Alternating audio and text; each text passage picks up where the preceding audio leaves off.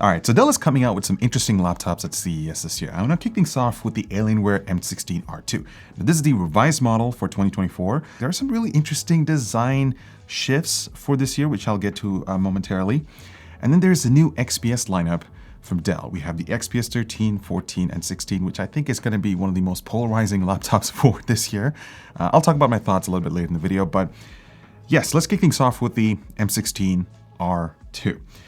This is a complete design shift compared to the previous generation, so they've significantly reduced the form factor for 2024. It's about 15% smaller compared to previous generation, and one of the main things that they did was remove the thermal shelf that was sort of sticking out of this laptop. If you recall, that was one of the trading factors of the M16 R1. So that's gone, which also comes with a little bit of a compromise, so you don't get the stadium lighting, which sort of highlights that part. I actually really like that feature, but it's sad to see that go away with the 2024 model. Now, if you take a look at the exterior design of the M16 R2, not a lot has actually changed in terms of the overall design language. They've still maintained the same Alienware look from the previous generation. So the whole chassis, the top lid, bottom lid, comes with anodized CNC aluminum, and you've got the 16 text that's embossed on the logo with the Alienware logo that's lit up in RGB, which can be controlled through software. I really like the aesthetics. I mean, it still gives me those spaceship themes vibes, which is really, really nice. The Z height for this laptop is around 0.93 inches versus 1 inch, which is pretty cool. And the weight has been substantially reduced. I mean, I can immediately feel the difference compared to last gen, so that's definitely a welcoming change. Now, opening the laptop, you're greeted with a 16-inch 16:10 Quad HD Plus 240 Hz display with a 3-millisecond response time, and it's an all right panel. I mean, they're not going to offer any OLED options or mini LED options, which I feel like is a missed opportunity because, you know, Legion's doing it, Razer's doing it, all these other brands are pushing display technology, but I feel like Alienware is just taking a step back because the peak SDR brightness on this is only topping out around 300 nits, which is, again, not that great. So yeah, I just feel like in the display department, it's really not much of an upgrade. Now, as I mentioned earlier in the video, due to the revised cooling system for the M16 R2, they were able to shift the keyboard a little bit up top, which gives you a little bit more room for the palm rest area. So it adds the ergonomics when you're using this laptop.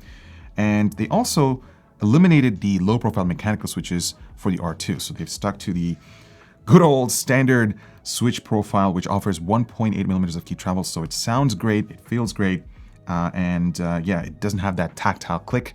That was something that annoyed me the most with the last generation. The trackpad comes with this really cool perimeter lighting, which I guess is Alienware's way of saying, hey, I know you guys are gonna miss the stadium lighting at the front, so we're gonna give you guys that on the trackpad. Another interesting feature that's added to the M16 R2 is stealth mode.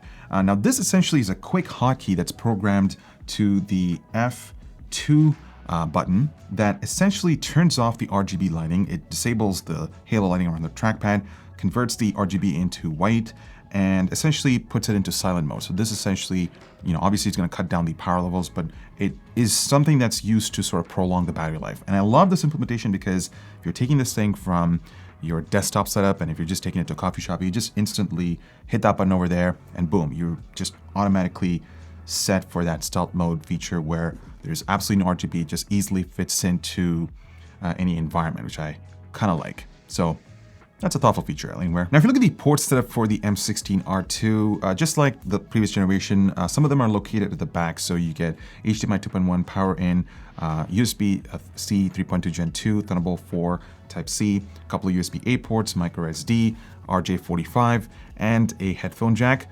I will say that they did eliminate the full-size SD card slot and the mini display port. So that's something that you're going to miss with the newer version. So something to take note of. As for specs, Alienware did opt to go with Intel's Meteor Lake CPUs instead of Raptor Lake Refresh.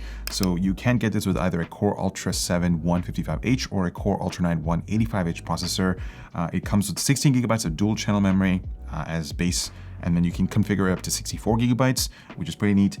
You also only get 2 M.2 slots this time instead of 3 with the previous generation, so that's a bit of a miss. Now, for the GPU, the base model will come with an RTX 4050 running at 115 watts plus 20 watts of dynamic boost. The same thing goes for the RTX 4060. The 4070 will have an additional 5 watts for dynamic boost. And price-wise, you're looking at $1,600 to $1,700 for the Core Ultra 7 model, and then the Core Ultra 9 is gonna cost around $1,800 to $1,900. So they're really expensive gaming laptops, but you are getting premium design, premium build quality. I'm really interested to see what the performance is like, especially with the switch to Meteor Lake and how that works with the RTX 40 series graphics card. So stay tuned for a full performance review. And I think this is going to be a pretty interesting contender to compete with the stuff from Legion, Razer, ROG, and the rest of the competitors. Somewhat tiny, but mighty.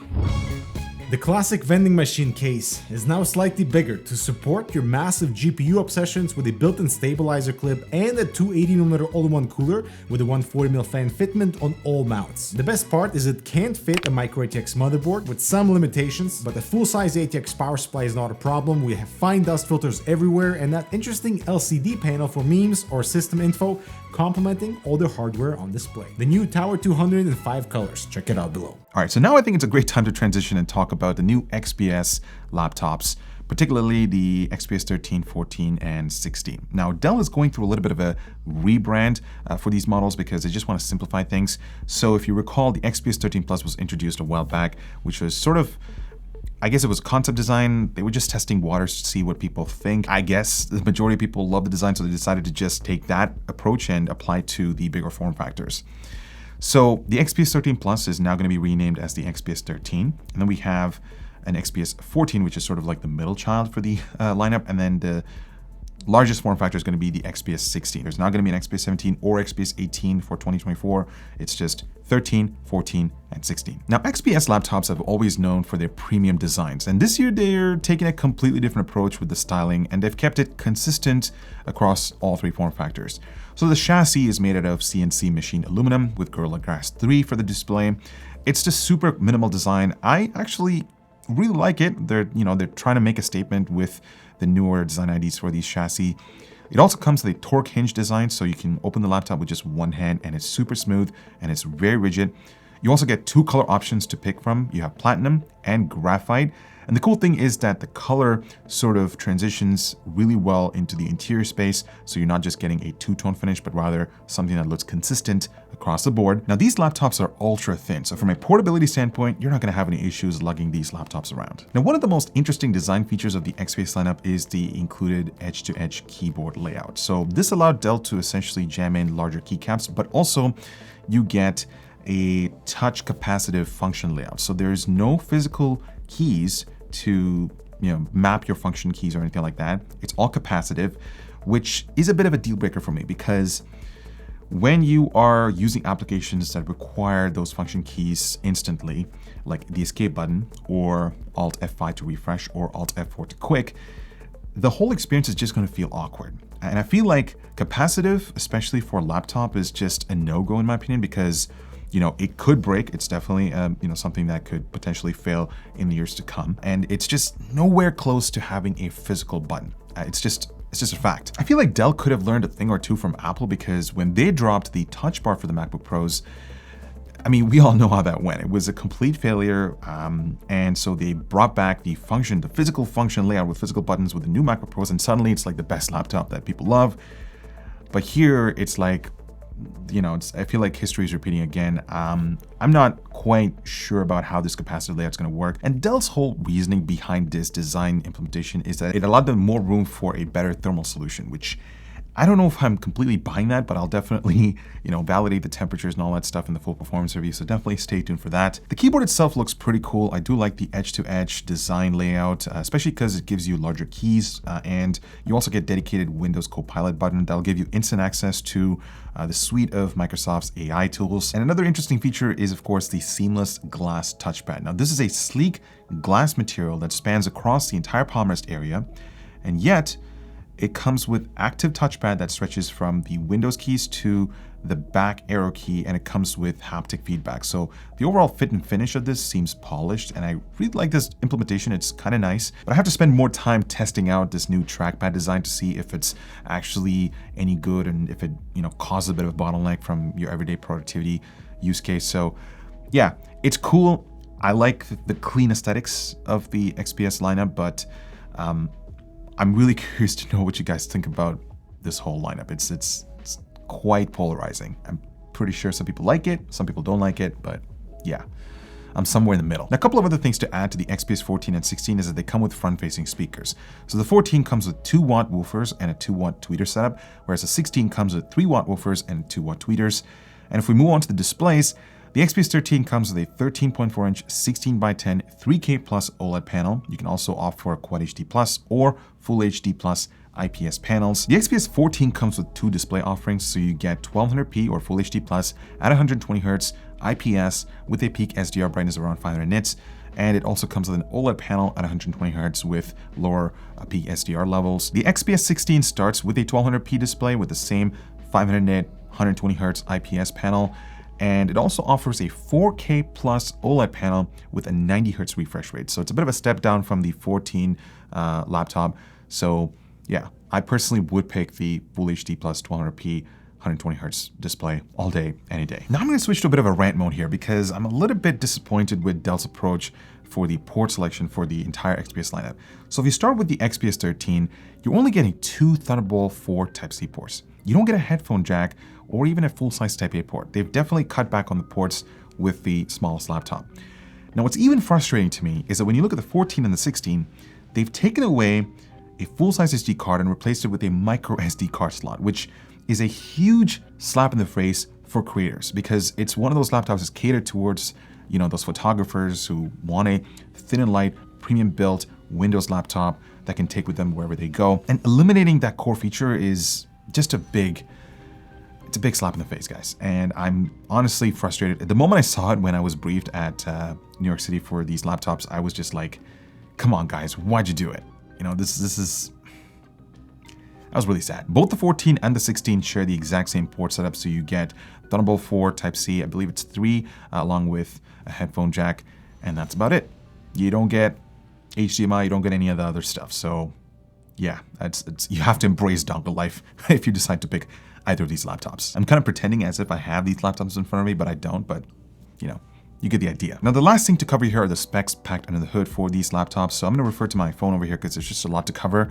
So the XPS 13 starts with a Core Ultra 5 125H. You can also get a Core Ultra 7 155H or a 165H Core Ultra 7 that can run at 28 watts. It also comes with 8 GB of dual channel memory as standard, which not sure why that should have been 16 GB, but you can configure it with up to 64 GB of LPDDR5 memory at 7,467 megahertz, which is insane. You can also configure the 13 with up to 4 terabytes of SSD storage, and it comes with Intel Arc graphics, and it comes with a 55-watt battery, and the starting price for the XPS 13 is $1299. Now, if you switch over to the XPS 14, it's going to start with a Core Ultra 7 155H. You can also opt for the Core Ultra 7 165H running at 30 watts. It's going to feature 16 GB of dual channel memory as base, but you can configure it with up to 64 GB, similar to the XPS 13. In terms of the GPU, it comes with Intel Arc graphics, but you can also max it out to an RTX 4050 laptop GPU running at 30 watts. So it's definitely not the fastest GPU on the planet, but you know, it's a little bit of boost for those applications that require some processing. In terms of battery, it comes with a slightly bigger 69.5 watt hours compared to the 13, and the starting price for that laptop is $1699. And if you wrap things up with the XPS 16, it starts with a Core Ultra 7 155H.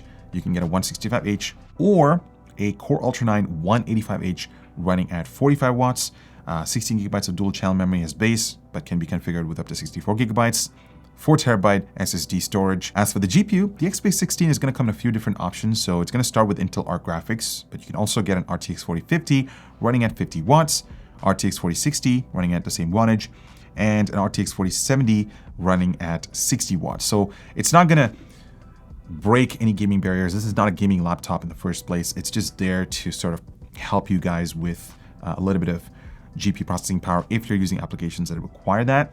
But it'll be interesting to see what the performance is like. And you're also getting a 99.5 watt-hour battery. So that plus the efficiencies built into the Meteor Lake chips should technically result in better battery life, but we'll have to wait and find out when we test it out in the full review. So stay tuned for that. And the starting price for the XPS 16 is $1899. So those are the new laptops from Dell and Alienware. Let us know what you guys think about the M16 R2 from Alienware and the new XPS lineup from Dell. I mean, I'm curious to hear what your thoughts are. Are you guys a fan of the new design? Do you think it's completely weird? And if you guys have any questions regarding either of these laptops that you want me to cover in the full review, be sure to let us know in the comments down below. I'll revisit them as I am going through my evaluation. I'm Ibor with Hardware Canucks. Thanks so much for watching, and I'll talk to you guys in the next one.